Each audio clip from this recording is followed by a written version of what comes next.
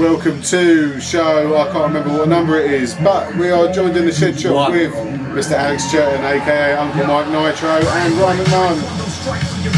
The main man behind 80% of the production on this album. 80%. And what a killer album it is as well. What one's this? This is Volcano. I am Volcano.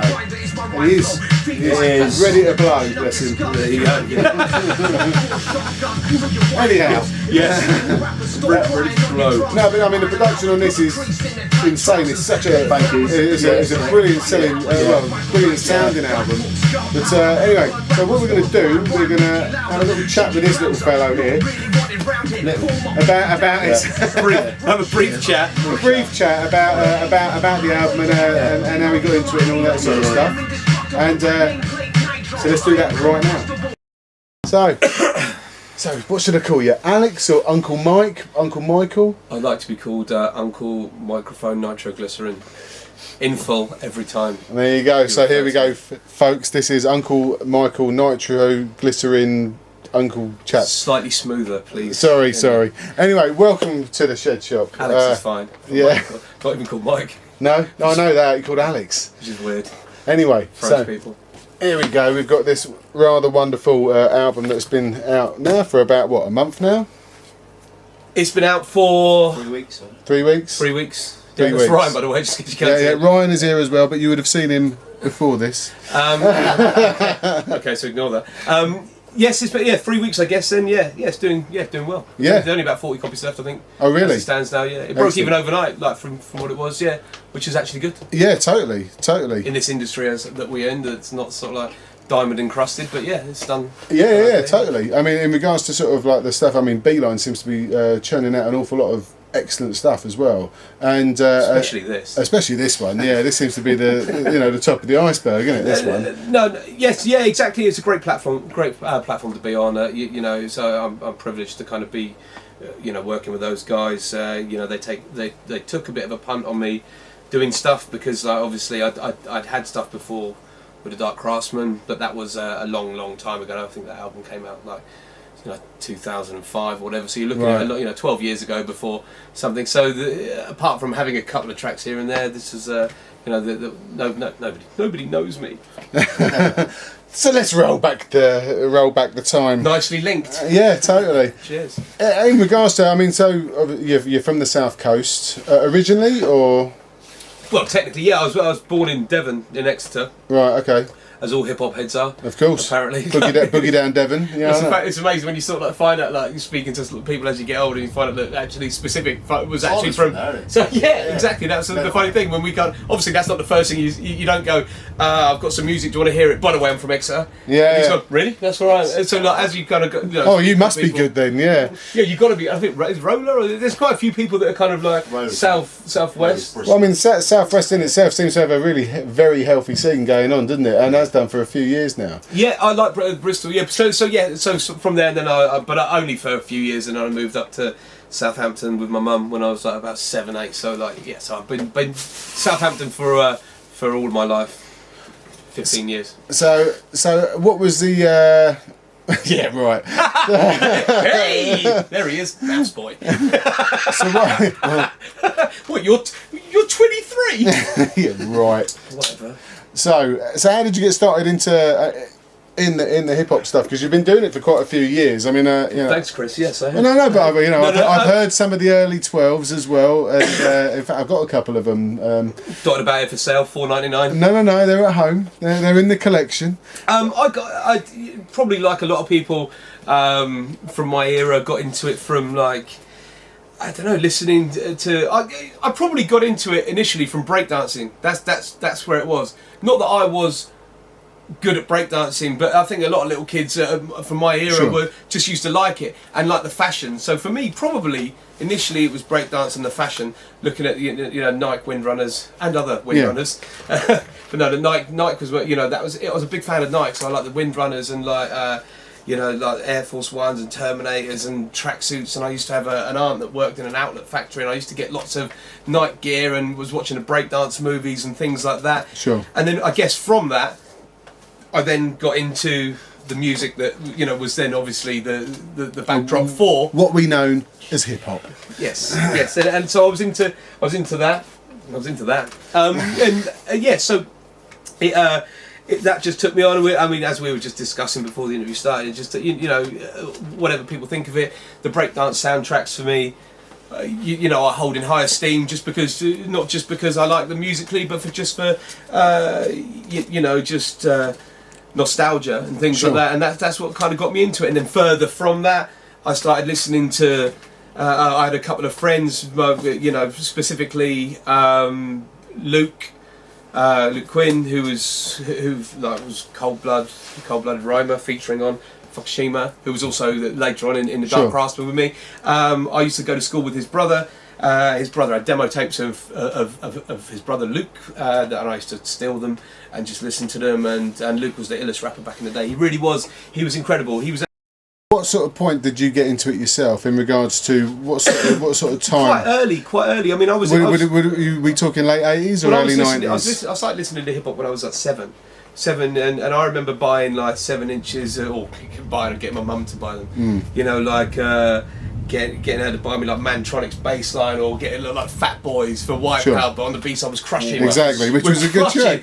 Crushing is a ridiculous track, right? And things like that. And that was when, and buying like the old, I can't remember what they were now. There was like kind of compilations, whether it was like the Breakdance You Can Do It, or there was other compilations that had the Skinny Boys, Wrap It Up, or the Words. There was one that had the Skinny Boys on it, and it had like Eric B for President on the track one on the B. So but these types of things, and then I guess further from that, then also got to give a shout out to Ashley Golding. There's another guy that he was a really good breakdancer, and he used to dub me off early Electros and early Ice-T albums. Right. And I remember he just used to listen to them around the age of 7, 8 sort of thing. And but further from that, I guess the next point that I could sort of remember would be being kind of like 11 years old, around that era, being on holiday in France with my parents.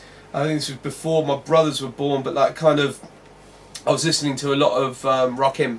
Right. And I used to just have my mum's probably half a metre long personal stereo, white Iowa, right? Oh, yeah.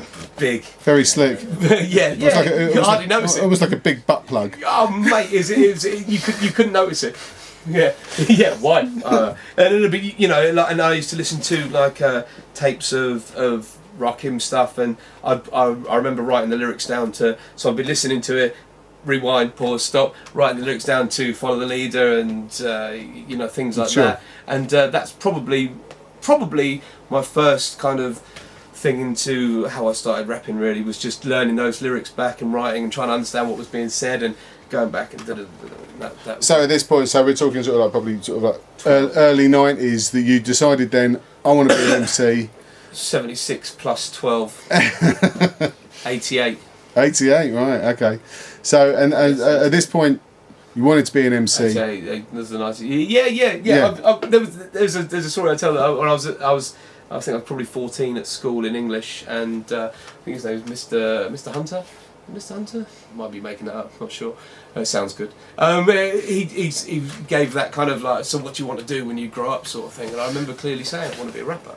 And you can imagine, again, we're still talking, we're still in Totten, by the way. He's still laughing now. People think this is, people think, hey, he's not laughing now! Mr. Hunter. He's probably dead. But I mean, like I say, you're talking like pre anything, let alone a kid from Totten. I want to be a rapper, and obviously people are like, what? But then back in those days as well, I still, when you did your work experience, I said that I wanted to work in Movement Records, and I ended up managing there. Not that was a big thing, but it was an underground. But I always kind of wanted to do that thing. Now I look back and think, wish I'd sort of said want to be a doctor and things like that. I'm a bit skint at the moment. Yeah. Oh, we all. You kind of think, why did you want to be a rapper and work in a record shop? You're quite clever. You could have done a lot of things, and you just went. My brother, for example, is vice president of Credit Suisse. He's a banker, and my other brother's a doctor of microbiology. Me, bit of a dick. But there you go. There you go. So, you're different. Yeah. So, so when did just writing down, Rakim lyrics turn to actually writing your own lyrics and then thinking about sort of putting your own stuff on records? Because obviously there was a healthy hip hop scene that you would have known about, and obviously a lot healthier than what it is now. I believe. Of course, because it was different then, wasn't it? I mean, don't forget everybody was young then. It was still and all also, new. And also people were buying this. Of course, because you had no choice. Well, if it you didn't have any other medium. It wasn't like you were going to go. How much is that record? It's £9 for this 12-inch record. I'm not going to pay that. I'm going to go and download it for nothing. Yeah. Okay. Yeah, you didn't really have that option back then, did you? No, you didn't. Kind of like. So I don't know. I mean, I think you know what? I put a record out. I didn't put it out, but there is a record around that I did when I think I was about 17. Right. For a friend, and I think it's got something to do with my friend Ryan Godden. I think, but this is going back a long time, and I think like. A relative visit or a friend had a kind of recording studio, sure. And I went and did a kind of couple of tracks over other instrumentals of records. I think I was at college, and I think it might have been over Once Again. I think I've rapped over like a Prodigy instrumental or something like that, doing weird things, and that was then. I kind of started doing my own stuff around, of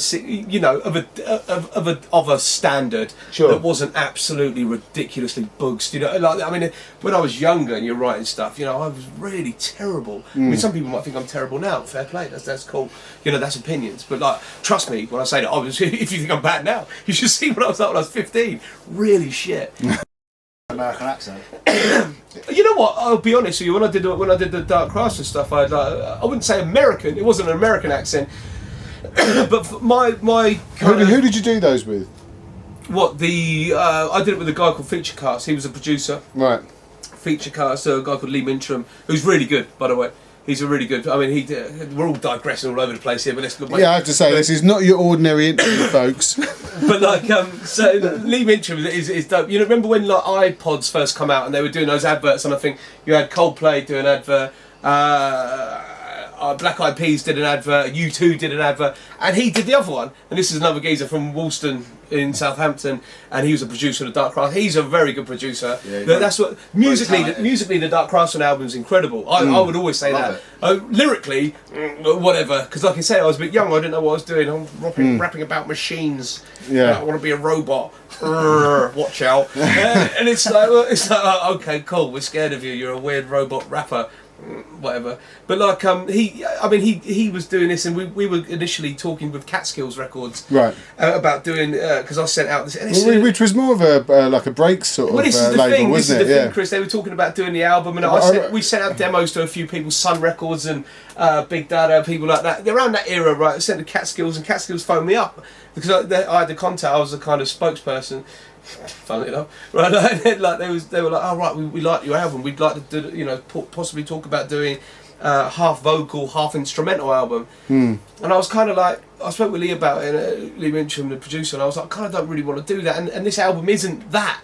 It isn't that. So we kind of, and I said to Lee, I said, I think you should go and do your thing with them and do a instrumental album, do your music, because that's what you are good at doing, that kind of stuff as well. And whatever, and but he did a couple of tracks, and he did a track called I don't know, but it sampled Cool Keith, and one minute he said he's there in Woolston in Southampton, which is a shit place anyway, a shit suburb of a shit place, and then next thing you know he goes, they Apple want to do this record for their advert, so like I say, you got U2, Black Eyed Peas, Coldplay or whatever, and Lee from Woolston, right? And he said, he goes, one minute I'm in Woolston, next minute I'm out in LA, riding around like on a low rider bike sort of thing in this studio, re-recording this track, whilst they're phoning up and arranging Cool Keith to come and redo his vocals. So that now I'm back to funk, freak the funk, hype the funk, swipe the funk, and all that junk.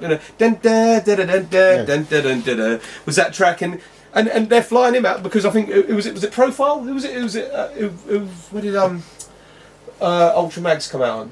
Oh, Next Plateau. Next Plateau, yeah. Sorry, yeah. So they obviously owned the vocal for that. So to save any kind of issues with regards to copyright, whatever, they just flew him back in. And he said, "I'm in a studio in LA, with Cool Keith recording the vocals for this tune." How mad is that? That is mad. That is very mad. Pretty weird, isn't it? But musically, yeah, he was a don. He was really on point. So. But how well did that go down? Because I'll put my hands up. I didn't hear it. So.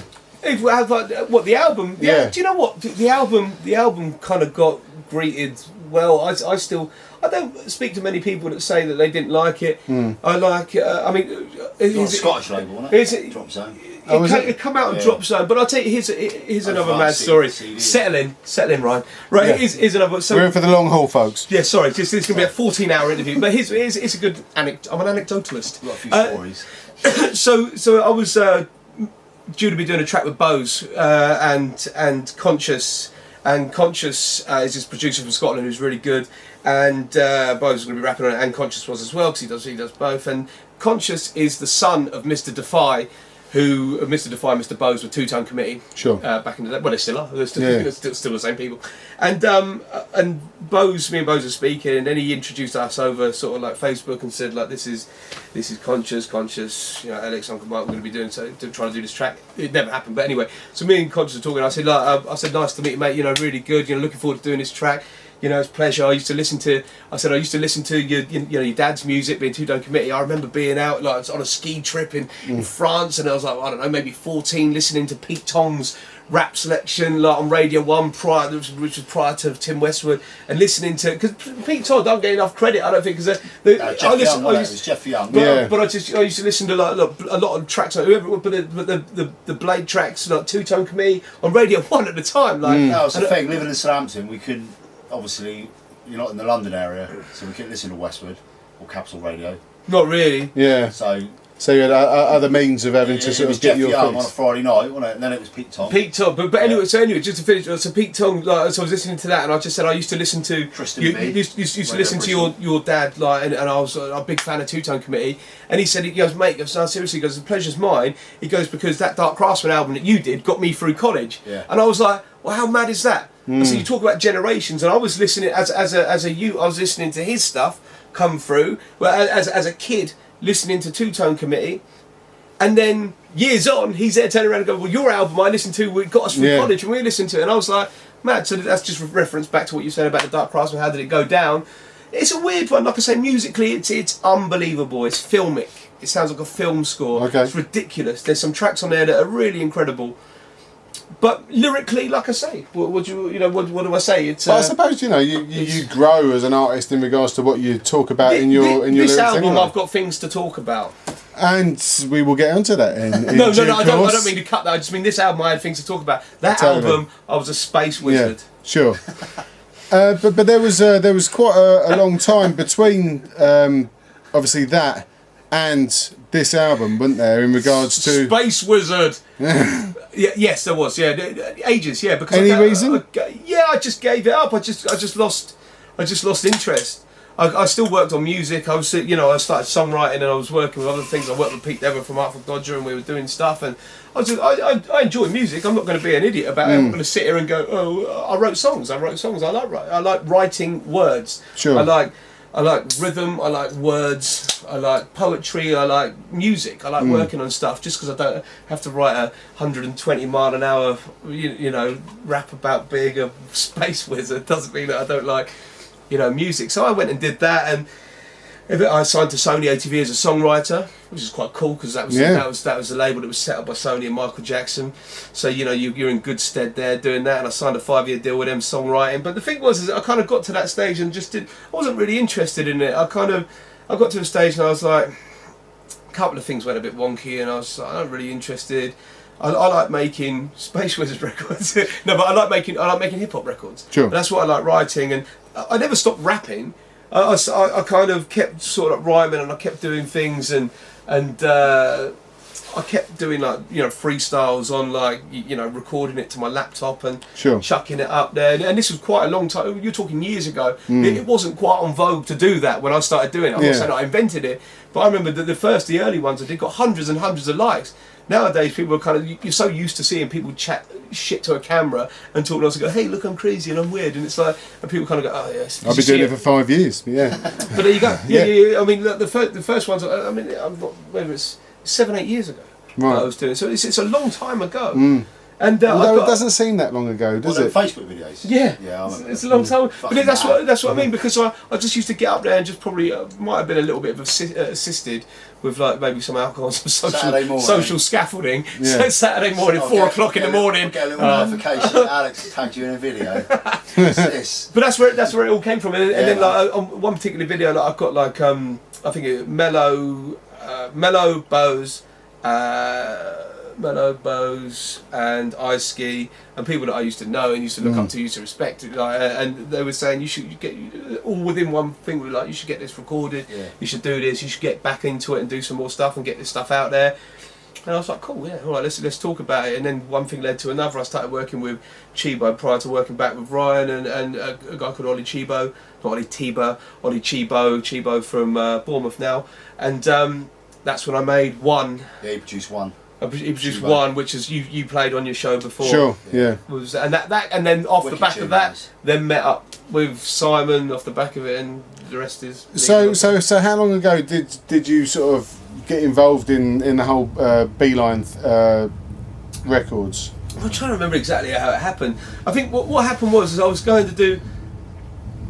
doing some stuff with Spats. I think no, because I'd already done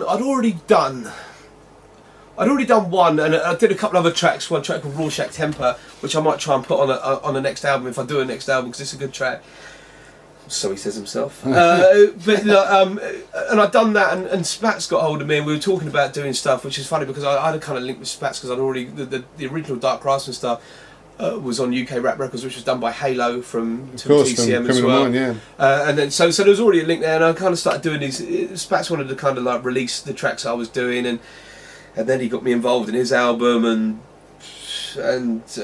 off the back of that, he was linked with Simon because I think Simon was doing his album. That's how it all kind of come together at Beeline. Where was it born in regards to? Well, that was it, because I'd already started. So I'd done these tracks with Ollie. Initially, like, I was going to have One on this album. One was always for me going to be the number one, the first opening track, because I think it's a great track. Yeah. And it would have been, it's just a heavy track. It would have been great. It's called One, so I thought One on the album, first track, One, bang, done. Yeah. And then I had a couple of other things, and I had a lot of other song ideas, because, like I said, I'd not stopped rapping, but I'd stopped making tracks, so I had a million track ideas. And then I don't know how me and Ryan got back into talking, but then we kind of got back into, because me and Ryan used to live together years ago, you know, separate rooms and that. Sure. Ryan didn't want that, but like no, but like we used to live together, and along with Dave Bonsai years ago, and we were all friends, and we haven't worked together, or we've not really spoken. I can't remember exactly how we started working, but so I'd already started making tracks again, because I've been doing the ones with Spats, and then I just kind of, I had a bit of momentum then. I'd already started speaking with Simon because of the link between Spats and Simon. I'd already met him down at like the Winchester, you know, down in Bournemouth. Always confused. Of course. Right, to talking about gigs, and then we started speaking, and he was talking about doing a couple. That's when he said about putting One on the Beeline EP3, and then further from that we got on like a house on fire, and you know, one thing led to another, and he was like, you know, should we talk about doing an album? And I was like, and I was game for it, because I was like, well, I've got a lot of track ideas, and somehow along the way, I think I probably spoke to Ryan, and I said, well, he sent me a couple of things. He sent me a beat reel that he'd sort of been working on, and on that was a beat that I identified, which later became I Had a Storm. And Volcano, the first beat? Nah, I Had a Storm was, because you sent me that beat reel. I don't remember. Shut up, Ryan. I don't remember. Drink your beer, stay there. Don't deviate from the story. You know, we've already planned this. No. So that was that. You know, and we got, well, whether it was, I mean, but it started off with either I Had a Storm or whatever, and then we started. Initially Ryan probably was. You know, the funny thing is, it started off that I had these track ideas and a couple of tracks already done. So I was thinking 10 tracks. It's going to be around 10 tracks. Ryan had a couple of things on there, so Ryan had probably two tracks on the album. Right. And but what happened was we kind of like slipped into this thing where we had like this. It just became like this. Honestly, it became like this conveyor belt of like production, where basically the thing how Ryan sort of comes up with some.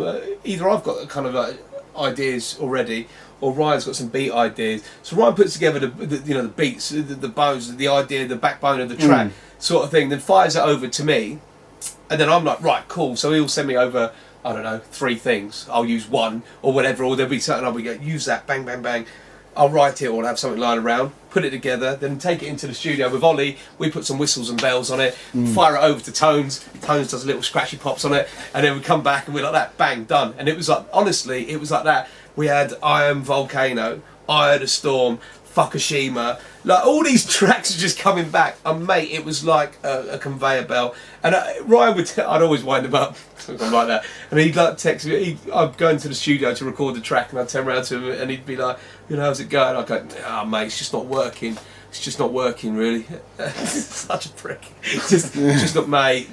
Nah, it's just not working. And have a listen to it, fire it over to him like that, and then like next thing you know, we're listening to like I Am Volcano, and it was like, oh fuck me, it's an amazing record. Yeah. And it was like that. Oh, here's I Heard a Storm, by the way. It's I like this album. I think it's good. How long did it take to make? Because I know that 14 years. A bit, because it took a long time to finish it, right? It was about 18 months. Thing is, mate. The thing is you can't. It's like, listen. If money and time wasn't an issue, fantastic. I'll do you an album in 6 months. Sure.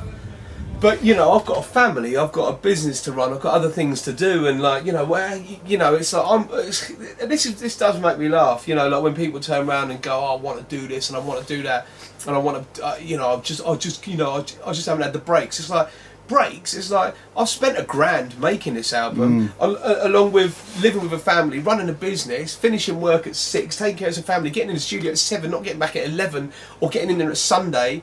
You're working all the time to try and get something done, and it's like that's what it takes to do it. And like I paid some money for studio time, but the guy that I did it with, Ollie Knight, I've got to give a shout out to him because he's the sort of like guy that's finessed all the records and added bits to it. That's why it's so good. That's why I think it's got a great sound to it. Yeah. Because we've taken it from. He's done a wicked job.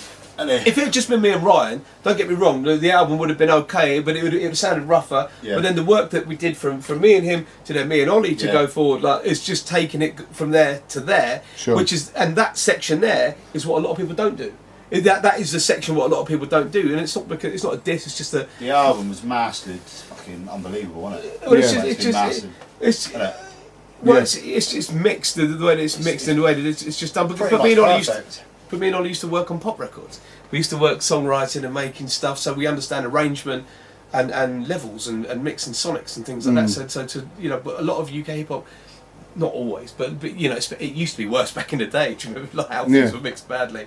But like these days, it's sometimes it's still a little bit of a forgotten art sort of thing to actually finesse your records. But in regards to obviously the people, you got Said G on there, you got Phil Most Chill, you got Capo. Yeah, I mean, it was a bit of a coup, really, wasn't it? Yeah, totally. I mean, how the hell did you end up getting Said G on there? Just out of interest. Tell the story out. Come on, I want to hear the story. Oh, to be fair, like, I've told this story to a few people. It's just the same way with same with everyone really that features on the album. It's no real secret. What it was is I messaged.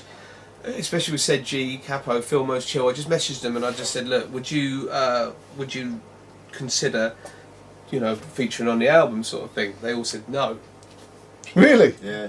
Yeah. All of them. Yeah. Yeah. And then I said, yeah, literally, yeah. Hey, mate, big fan of your stuff. Do you want to come and feature on this record? They just went, nah. And I was like, they were all, no, actually they're a bit busy at the moment. Yeah. And you kind of go, oh, okay. But most people kind of go, oh, okay. I was like that. All right. Cool. I said, can I just send you some tracks from the album? See what you think. And then literally every one of them, if I could be bothered, I'd dig out the Facebook messages. But like every one of them was like, actually, this is quite good. Can we like? And that's fair enough because I guess that. I guess that's the way it goes. I mean, let's face it, they didn't know you from Adam. No. And also, how many times are you going to get? I mean, I get it. Oh, can we work on some stuff? And you kind of go, oh, I don't want to sound like an idiot, but like So sending it. So I just thought I'm not going to just go okay or go you're an idiot. So you don't know me. Can I just send you the tracks anyway? Give me your email. Send you over the tracks. Have a listen. See what you think. And that's how it was. And then next thing you know, Said G. Oh yeah, I really like this. Can we do so? Because I did a track with Said G. I just haven't. Said G's. I've got a version of I Heard a Storm with Said G. So Said G did the intro to that track for me. Yeah. We've actually done a track together as well. How's that sound? different. Yeah, you being diplomatic. But you know, I mean, it's. But listen, he was retired. He was, you know, I'm getting some guy. It's different. I need to work on it, and I might try and, you know, release it digitally when I do the digital release on the album, possibly next month. Capo was like, you know, a bit busy, but I've been speaking with Capo for a long time because he's one of my favourite rappers, and I was like, come on, I think he's one of everyone's favourite rappers. Yeah, he's amazing. Consistent. It's just weird and mental, and just his stuff is just. It's just always, he's just in a class of his own, whether that class is up here or however you view it, but there's not many like him do what he does.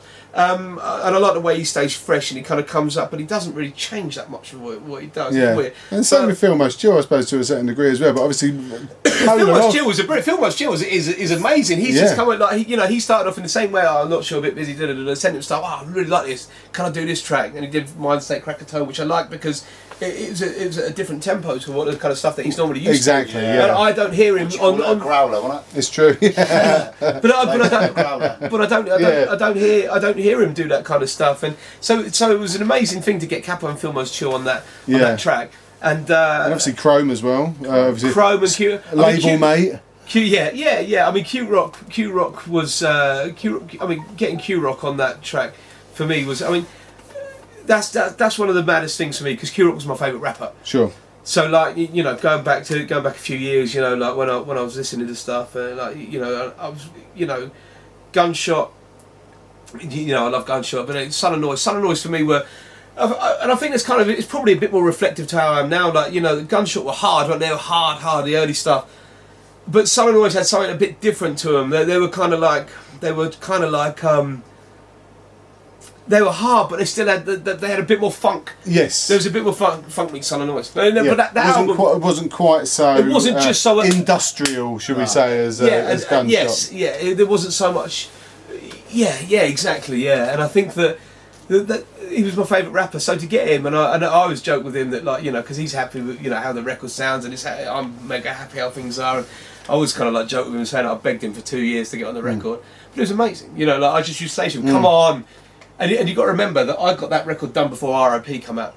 Right, yeah. So when you put things in perspective, and you go, well, that's probably, wherever it is, the first feature that he'd done. For quite some time. Yeah. Whatever. And I spoke with him the other day, and he was like, you know, we were talking, and he was saying, I'm not going to, he doesn't do a lot of features. Yeah. So for me to get him on there, I'm mega happy. You know, unbelievable. I mean, I'm humble to this game. I might come across as a bit of a dick sometimes, but like, listen, to have people like Said G, Q Rock. Listen, Chrome brilliant. Don't get me wrong, Chrome brilliant. Phil Most Chill brilliant.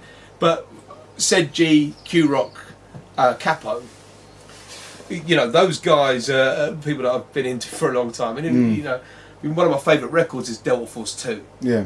Delta Force 2 for me, which is Sid G, like the beat on it and just the way that he rhymes, and it is incredible. And I told him that, after we'd done the track, which didn't even feature on the album, I told him that I said I'm going to probably release it on a tape or a limited, whatever, to get him to do the intro to that Back to Basics track, and him to come over and do that. And I love that. I was looking into the studio with me and Ollie, and we sort of put some sort of background noise. Yeah. So we put that noise to give it a bit more of a feel. But doesn't that sound like a story of hip hop? Yeah. From someone that was there. From someone that was so I'm not going to front. For me to listen to that, I listen to that and go, it's an easy thing to skip over and go, yeah, because we're in this digital world now and everyone just skips over everything. When you take a second and listen to that, that's what I care about, that's what I love, and that's from Said G. Yeah. Banger. Like how many people get that? Well, that's true, because it's a very personal thing to you, which makes it. And the next thing I'm going to talk about actually is also the fact that obviously the album is very personal to you. Like you were saying earlier, your previous raps were about mystical wizards and, you know what I mean, space wizards and whatever. You know, sometimes spunk monkeys and all that sort of stuff. I didn't say spunk monkeys. But a lot of. I know. But a lot of these tracks there's some quite personal sort of like stories about, you know, sort of the stuff that you've gone through, but also sort of like your sort of, well, not beliefs, but sort of like things that are sort of quite dear to you, should I say? Yeah. I mean, there's like, so if you look, what I wanted on the album was a bit of balance, I think, as well. Was like, because I am older, so like, you know, there's 50% space wizard weirdness. Listen, don't get me wrong, I love battle rap. That's what I come from. I'm not a battle rapper like modern day standpoint of stand there Shakespearean and I think your mum was shagging a fireman And it's that's not what I'm into, you know. But battle rap, early stuff. I'm talking Rockin', Big Daddy Kane, that stuff, that braggadocio kind of stuff. That's what I love. So I'm never going to stop doing that because I love it. I love that stuff. However, I think if you get to a certain age and you can't have a bit of depth to your product, then there's something missing. Well, and I think it's a bit of a wasted opportunity. Well, also you've lived now, so your lyrical content is going to reflect that, isn't it? It's not going to be about sort of getting stoned as a 15-year-old and as opposed to losing your virginity or something. You know what I mean? The shit's happened because as you grow up, the world's full of shit, and it's going to happen to you at some point, and so you're going to talk about it. Exactly, and you've got a platform to do it. Exactly, and that's why on those tracks, so like Cooked, I talk about my friend Sam Cook, who was like a kind of younger brother to me that I kind of helped and did stuff, and like it was very hard, and he ended up dying a couple of years ago. Like he was involved with heroin and stuff, and that was hard. That was hard. It's hard to see things firsthand like that.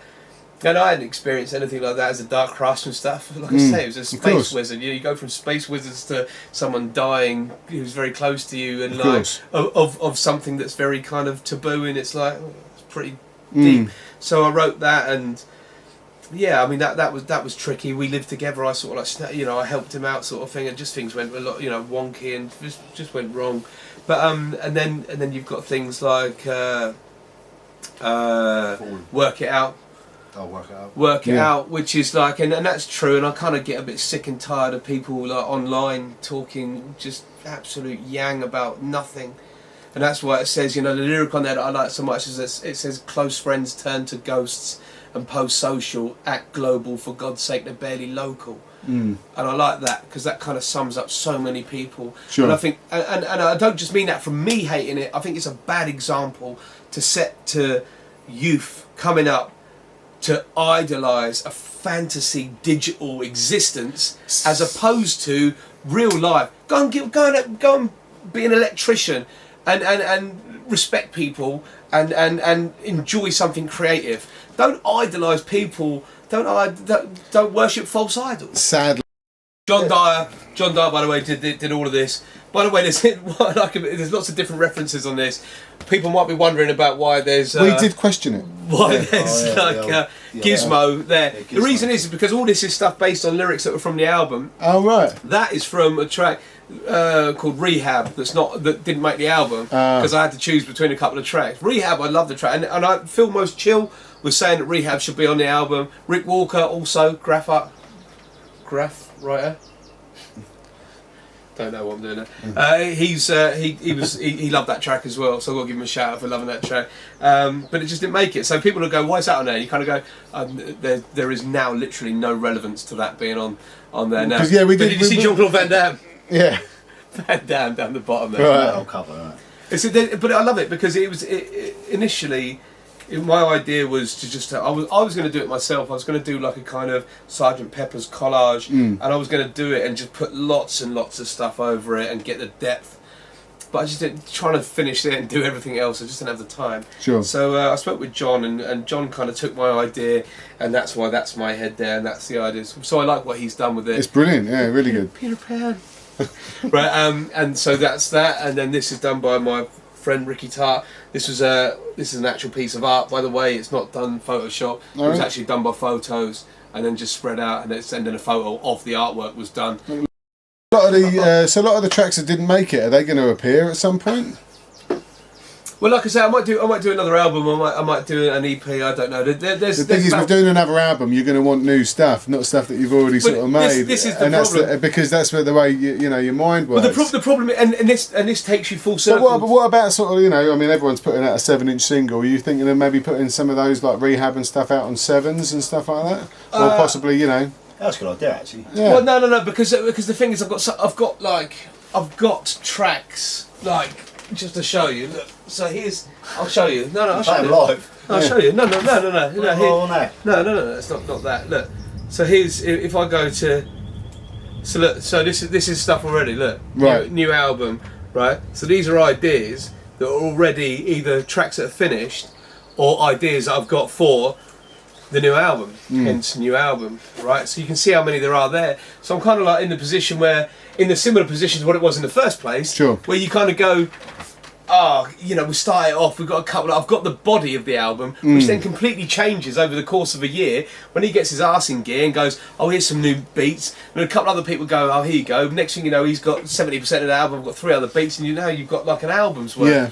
Because I don't know, it's easy these days to do, I could do a 5-6 track EP. Sure.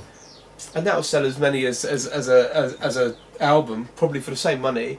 But I kind of go, well, why not just make an album then? For the sake of another 4 tracks. Yeah. Then you kind of go, otherwise, might as well. I've done I've done a great track with Marga, by the way. That I want to finish and get that done. I've been speaking with a few other people that I'd like to get on the album. Like I said, I was speaking with Chip Fu. I don't know whether that would happen, but me and Brad as well, I think, are going to be on one of the tracks, right? Yeah, of course, yeah, exactly. Yeah, I like that. MC skills. Yeah, Brad on acoustic. Crooner Boy G. Yeah, that's right. Brad on acoustic guitar. Yeah, why not, man? But so who knows? I mean, who knows? I could easily put. T2000 might be coming out on 7. I was talking about putting that out with Matty Tibble through Rorsch. But I suppose the good thing about that is that, I mean, obviously you can keep yourself relevant on Facebook and stuff like that. But keeping a few sort of like little releases until the next album keeps you current, keeps everything sort of so. But then I've got a couple of other features on. I think there's a new project that Simon might be doing. There's a new thing that Whirlwind D might be doing. There's a couple other little bits and bobs that keep my name out there doing it. But I might not do it. I might not do anything. This might be it. I'm not getting any younger. I might. But what's the point in finish it? No. Because the first time I met you, it was when we were at there was that the big Blue Oyster. That's right. Yeah, you were dynamite. I mean, you were beautiful on stage in that frock. But no, it was at the Beeline Jam, wasn't it? The outdoor one. In Bournemouth, yeah, that's right. And I mean, I think we probably were friends on Facebook, but we never met, and we were just chatting. I was like, okay, brilliant. And you got up on stage and tore the shit out of it in front of about 10 people because it was only big crowd. But it was amazing. I was like, what the fuck? Yeah, you know what I mean? Yeah, I remember that. It was absolutely brilliant. So there's got to be there's got to be so much more out there because you can do it live as well. I mean, live is a kind of what you're very good at as well. Yeah, I don't know. Thank you. I don't know. Like, I don't know. I don't know. That's the genuine answer. I do a few gigs. I mean, I've got a few things coming up. Like I'm supporting Strange You this Friday. Oh, that's right. By the time this comes out, like at the Winchester in Bournemouth, that'll be good. I mean, I haven't been very well recently, so it's quite interesting because Jabba the Cut normally DJs for me, but he's ill now. I don't know if anyone's seen, but he's like cracked his ribs. Yeah, he's broke. He's done his ribs, but like get well soon. So get well soon, Jabba. You know what? I will say this, but you're not actually even when you do that. Not saying.